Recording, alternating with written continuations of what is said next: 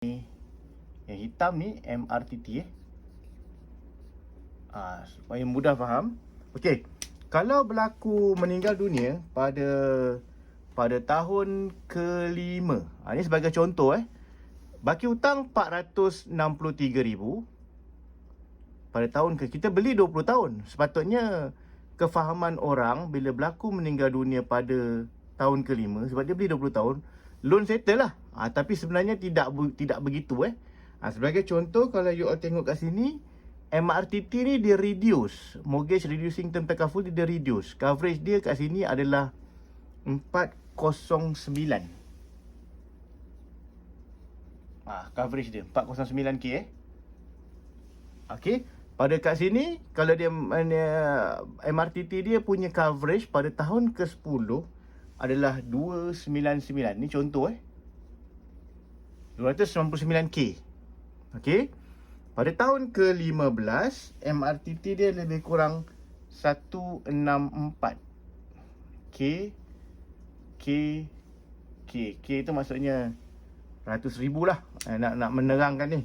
Okey, berapa kena bayar ni kalau meninggal dunia tahun ke-5? Berapa waris kena bayar sebab dia beli pendek? Berapa kena bayar? Waris kena bayar jumlah yang kekurangan ni, yang short ni.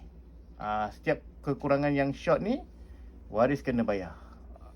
Berapa yang short pada tahun ke-5? 463 tolak 409 lebih kurang 54k. Saya tulis sini 54k waris kalau meninggal dunia waris kena bayar banyak ni. Sebab nak settlekan hutang dia. Okey, kalau meninggal dunia tahun ke-10, contoh ni, dia kena bayar 128k waris dia. Pada tahun ke-15, kalau meninggal dunia, waris kena bayar lebih kurang 201k. Waris dia kena bayar Kalau kat sini meninggal dunia, dah confirm lah 299k. Sebab baki hutang dekat situ.